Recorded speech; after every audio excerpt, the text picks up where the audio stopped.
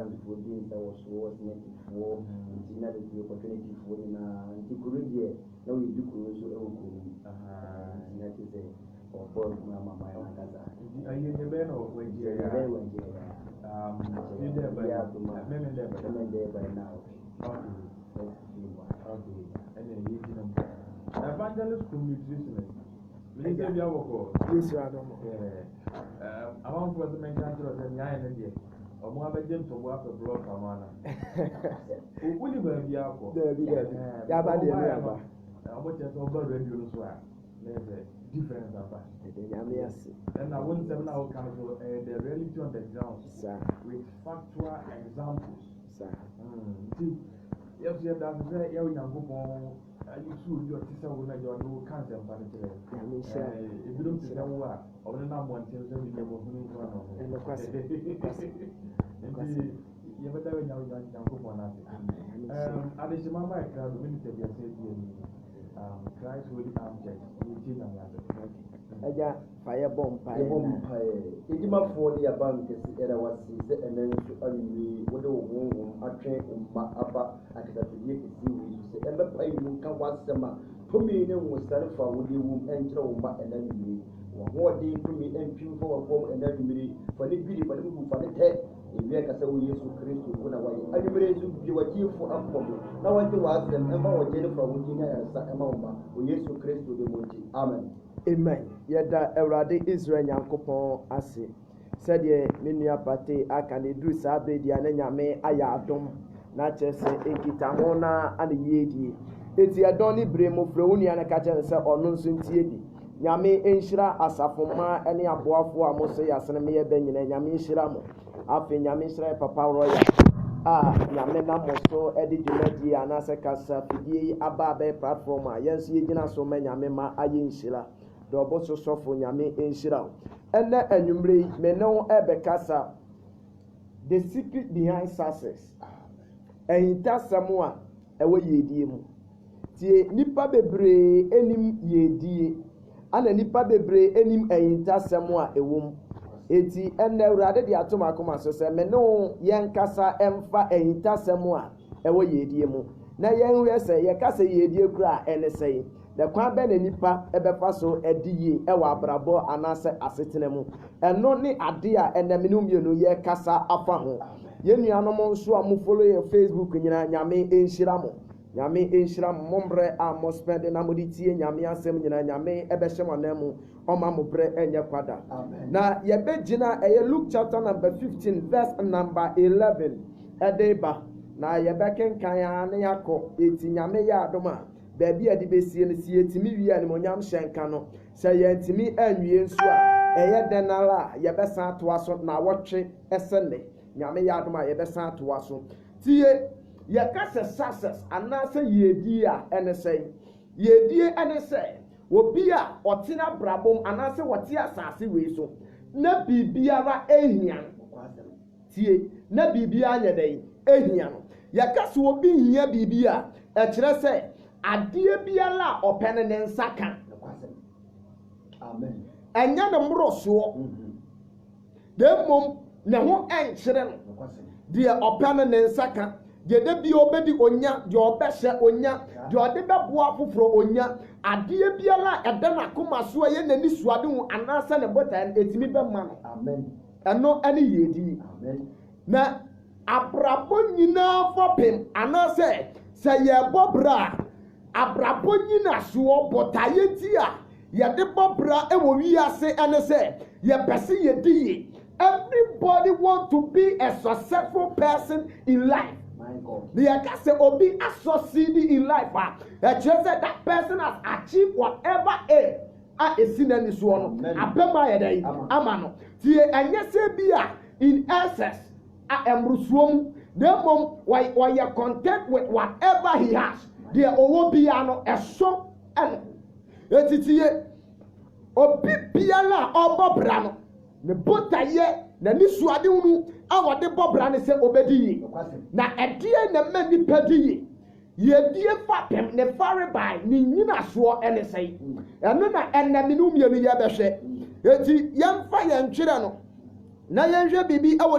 the book of Luke chapter number 15 verse number 11 na yɛhwɛ bibi every one or say verse number 11 na or say onipa bi wɔ mma baanu aha wo akuma no ka kyerɛ n'agya sɛ agya fa w'ahode a ɛbɛyɛ me dea no ma me tie ne yie paa ahintasɛm a ɛwɔ wiase yɛdie mu anaasɛ wiase ahodie mu ne sɛ yɛbɛdi ɛyɛ ade a adedie wiase ahonya no ɛyɛ adedie yɛ inherite etitie abrabɔ no a yɛbɔ no emu yɛdie no nyinaa ɛyɛ inheritance abrabɔ no a wobɔ no obi adi kan abɛbɔ ana wɔn nso ɔba abɛbɔ bie eti die nipa ne bɔ yɛ a ewie no ɛno na wɔn nso ɔba abɛtoa so eti abra no a ɔbɔ no obi adi kan abɔ eti baabi a wokɔ no obi adi kan akɔ baabi a wofiri ɔba no obi adi kan afiri hɔ ayɛ dɛ aba eti yɛkasa abrabɔ nankasa mu yɛdie no a ɛyɛ ade a yɛyɛrete yɛba ɛbɛto na yɛwu adi agya yɛn eti yɛdie ɛyɛ awunyadeɛ what you say yɛdie ɛyɛ awunyadeɛ why because in the book of Genesis ɛbrɛ awurade nyankopɔn bɔɔ nipa no Genesis chapter number 1 verse number 27 no awurade nyankopɔn ɛdi yɛdie ma nipa na okay Genesis chapter 2 a ɛbrɛ awurade di nipa ɛkɔsi the garden of Eden no awurade blessing nipa to the essence na nipa ehia hwe deɛ wobɛdi nea wobɛhyɛ ɔhaw amanneɛ bi anim eti sɛ wote Edina na wote asomdue mu wote Edina na wɔ ahotɔ mu na wowɔ yɛdie mu na wowɔ mpagya ɛnkankwa ne kɛseɛ mu eti obi biara ni wɔ a wɔbɛtena Edin a biribi hia no tie ne yie paa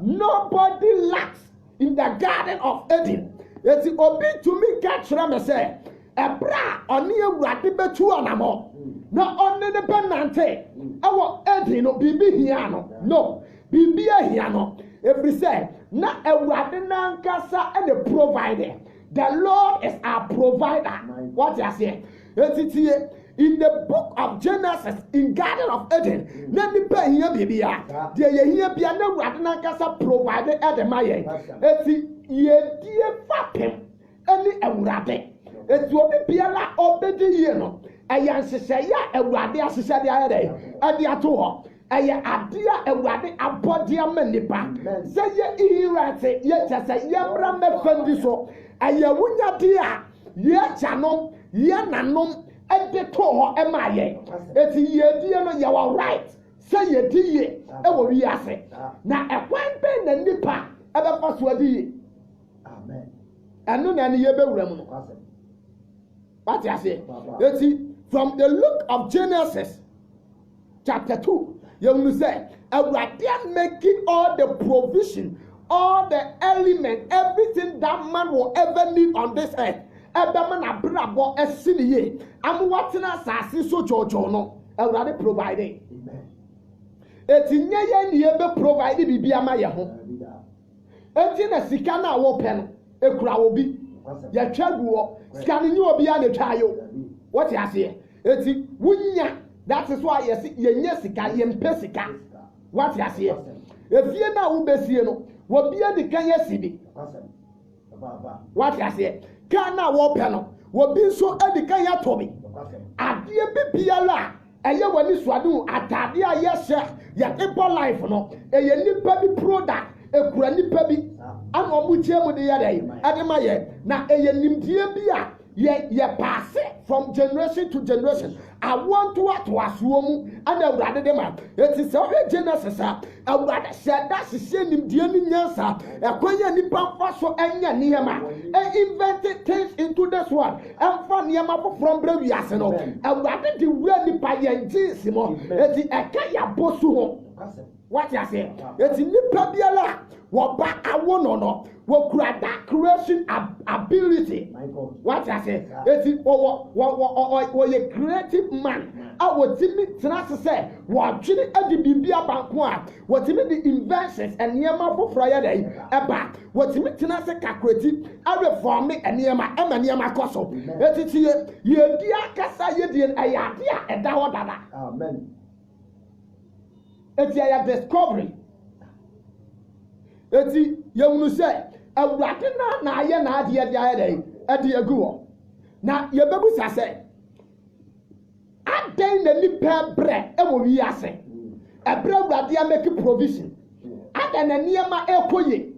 ɛma nipa na all of a sudden nneɛma atɛn upside down ama sisi adeɛ deɛ ɔbɔ bra no ɛho so deɛ ɔtɔn yɛn ntɔ nea ɔdua no ɛnyɛ yie adeɛ biara obi biara de ne nsa bɛka no na yɛ basa afɛ deɛ adane kwaseabuo asisie ne nhyɛsoɔ ɛne animtiabuo ɛna ɛwɔ wiase eti before sɛ nipa bi bɛtena wiase a wɔbɛnya ne ho kakra no agye sɛ ɔfa kwatikwa bi ansa na wɔde yie ɛno nso koraa no ɛnyɛ 100% assured why because ɛkwan bi a wofa soɔ ɛwodi yie a ɛnyɛ kwanpa no ewia kyerɛ wɔn nsa yɛ dɛ esi fam ɛma ho san bɛkyerɛw eti nɛɛniɛ ɛyintasɛm bɛɛ paa na ɛwɔ yiedie mu a etwa sɛ nipa yɛ hwehwɛ the Bible say papa ne tena ase na wɔwɔ mma mmienu na kumaa no ɛba n'agya nkyɛn ana ɔka kyerɛ sɛ papa ɛyɛwo na wawo me na mɛwo sɛ wɔbɔ bra paa eti awonyadeɛ sɛ wowu a agyapadeɛ ɔbra no a wabɔ no emu adeɛ a ɛbɛyɛ me dea no fama me tie ne yie paa emu adeɛ a ɛbɛyɛ me dea no fa yɛ dɛ fama me eti life awonyadeɛ no sɛ obi wu a ana ne mu nneɛma no wɔn nsa yɛ dɛ ɛka bɛsɛ nipa no wu yi a deɛ ɔyɛ ne sɛ o receive blessing efiri ne hɔ ɛyɛ nhyira ɛwɔ na ne nneɛma a wayɛ nim eti obetumi de bi ama wo obetumi de bi akyɛw obetumi de bi ayɛ biribiara a ɔpɛ de ayɛ dɛ ɛde ama wo eti you enjoy that things and after those things under his blessing eti ɛyɛ nipa ne nhyira mu ana ne nase na wonam a wudidie eti ɛyɛ ne nhyira mu na wonam yɛ dɛ ekenya ho that is the reason why Isaac ɔkakyɛ ne ba no sɛ sɛsi ama ba akɔkora eti brana me nyɛ dɛ me nhyira wankase no brana me nkyɛ mɛgya padeɛ ma no why because ɛgya padeɛ no ɛne nneɛma awurade de ahyɛ yɛn nsa no deɛ yɛwu a ne yɛda ne ma afoforɔ but yɛwu yie deɛ etwa sɛ ne awurade de ama yɛ bia ɛyɛ nhyira ɛma afoforɔ eti yɛ live life of blessing to others but si yɛwu di a yɛ transfer yɛn access yɛ gya padeɛ yɛ inheritance no yɛ de ma afoforɔ eti sɛ me ba na me de ama no ɛbrɛ mi wo ɔno nso wu a no de ama ne ma ne ma nso wu a eti na bɛyɛ yɛn agya no ma gya padeɛ da hɔ yɛdie no saa na teɛ etu ɔnsɛ wiasefoɔ wɔ asɛm bi sɛ yɛwo obi tu sie so a wɔn kyɛɛ deɛ esie na ne sɛ abusua biara ɛna agya anasa busua na bɔ bra no yɛn na nkyirima na ɛba no esan sɛ foundation of success ɛwɔ hɔ nti yɛn na busua ne mmerɛ anasa nkyirima ɔmo nyɛ dɛ ɔmo mmerɛ efiri sɛ ɛda hɔ nom dada eti ɛmma no ɛbɛ enjoy the blessings of their father na so ɔmo papa no mu wu a wɔn ma bɛ inherit wɔn agya padeɛ no na ɔmo ma nso abɛ enjoy those blessings eti ne saa nɛteɛ ɛde kɔ eti Bible say kuma ne kakyɛ n'agya sɛ kyɛ ɛwunyadi a wuwu a bɛyɛ me de ya ne mu ne ma me na me nfa nkɔnkɔbɔ me bra to aso ɔsɛ ɔkyɛ na setena die mu ma wo wɔka yɛ na papa no apupu ne ti ana papa ne kyɛ na setena die mu wɔka sɛ na setena die a deɛ ɔpɛ so ɔkyerɛ ne sɛ ɛnneɛma a papa na bɔ bere nyɛ nyinaa no wɔkyɛ mu ana ɔde ma no to aso na ani dabi na ɔba boaboa ne ho ana kuma no boaboa nneɛma no nyinaa no ana otu kwan ɛkɔ akyirikyiri asase bi so hɔ na ɔkɔbɔ ahohwie sɛ na wonyadeɛ nyinaa okay tie ne yɛ pa adɛnti na papa no wanka me ne ba no sɛ no menya wui tie adɛ na wopɛ wonyadeɛ no papa ni ntimi nkame no why because ejapadeɛ ɛne nsira ɛne pa ɛgya bi a wɔn ɛyɛ ne ba dea eti sɛ wɔwu sɛ ɔwu yɛ ɔwɔ right ɛwɔ so what I say eti papa ni wɔn sɛ no ɛyɛ nea mepɛ yi adeɛ yi ɛyɛ ne dea eti let me give it to him na deɛ ɔpɛ no ɔmfa nyɛ dɛ ɔmfa nyɛ eti papa ni kyɛm ɛde abɔfra ne deɛ yɛ dɛ ɛma no saa pɛpɛpɛ na awurade ayɛ nipa eti yɛ refer back ni akɔyɛ origin ade yɛ ka wɔ Eden awurade bɔ nipa no wɔde nhyira ɛne nipa no ɛma nipa wɔte aseɛ awurade amfa nipa bi ankame ne ma up to date ɛbɛpem sabere wɔnyame mfa ne nsɛm nhyira ɛnkame ne ma obi biara obusa no ne nsa yɛ dɛ ɛka nea ɔhyehyɛ no wɔyɛ dɛ wɔhunu deɛ ɔbɔ mu no awurade bie no eti abere biara a wɔbɛ approach the Lord with clean heart and pure heart na wɔbusa what making request and demand no awurade de ma the Bible say awurade nyankopɔn adi nhyira ma nipa na yɛhunu sɛ abɔfra ne second ɔsi no I can't sit down and enjoy these things once my father is here ti awasɛm mi ankasa mi kɔnam kɔbɔ mi bra ɛhɔ na di asɛm ne yɛ dɛ ɛbaayɛ ti yɛ mu bebree ɔnum a ɛnyɛ sɛ awurade amoayɛ no ɛnyɛ sɛ awurade nhyirayɛ the Lord has given us and he has created he put it into our lives some potentials what you say awurade de adom bi atom yɛ awurade ama yɛ nneɛma bi wɔ yɛ mu a ɛboa yɛ mi yɛ di yɛ ti yɛ kura nneɛma bi a yɛde ba honam fa mu a ɛkɛ bɛka sɛ ne poɔ nyɛ den but ɛyɛ access bi a si yɛ convert a na sɛ manifest in physical realms a yɛyɛ billionaires yɛyɛ nkɔfoɔ a yɛwɔ sika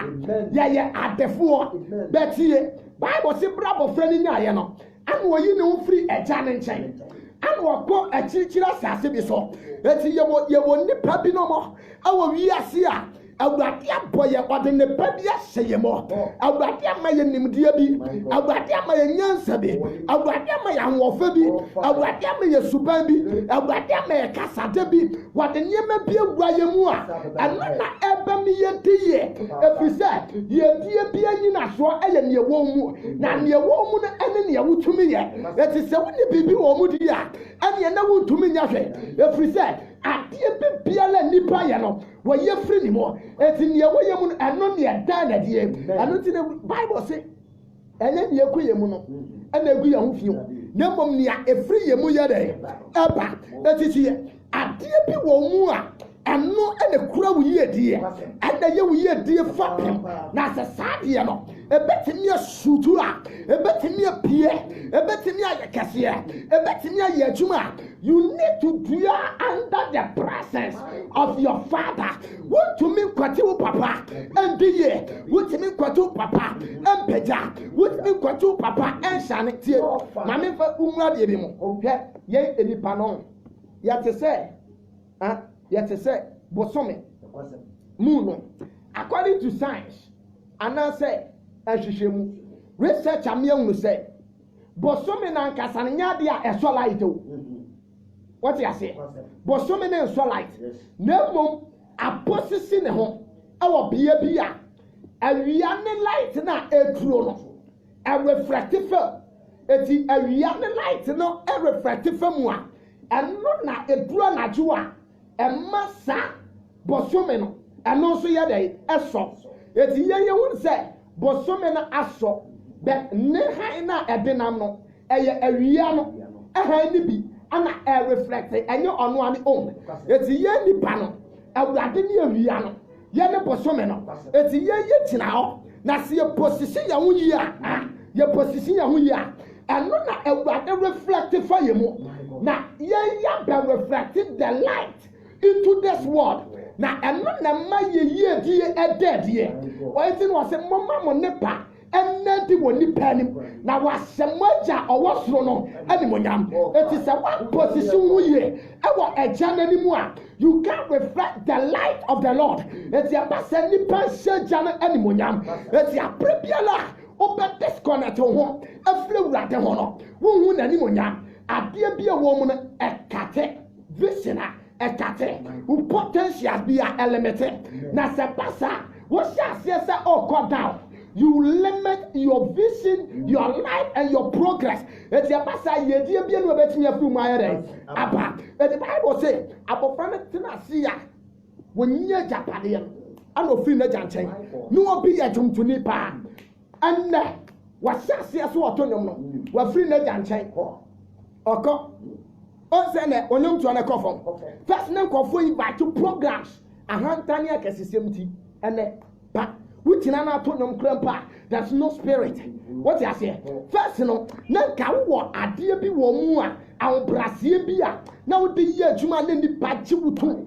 ebra enyema bi hyase se toto ye no wadwen ya wo se no ano no wacha sa awbrasie no on se na wunya adwuma nye enyema dane bebre baby awrade pagya wo mo ene nyema awrade de hye wo mu ana awrade yusu wo mo no ane o makate wama twon wo afra awrade nchen wama kodi achichira asase bi so ase wo no mo kopo mbra but I'm telling you honestly say baby piala wuchina say wanyina ye wo awrade ani mu a anya de aye die beba amen no kwase anya de aye die beba ma wani na ho ma wani na ho put yourself position yourself well na ma wani anya dai and now ma wani and down be very careful angel na awrade waye dai waba awrade aye krado say wabema ne manyina asiye obema ne manyina adiye obema ne manyina apeja na tie wo be peja anya mala bi na mo apeja anya dunsini bi na mo apeja anya loto na wo betwa no anya ade biala obi biala ni wa obetimi a guarantee o success ediama the only secret e wo mu no ana me no kan wasem is to dwell under the shadow of your father ya bla na ya be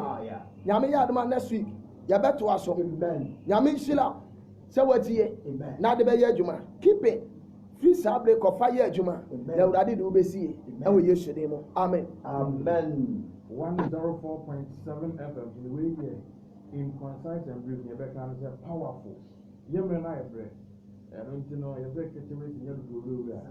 ja ketewe ya yitie no e betimi de atu kwa be 15 years 20 years and ya mi sha mo na nyam ka amen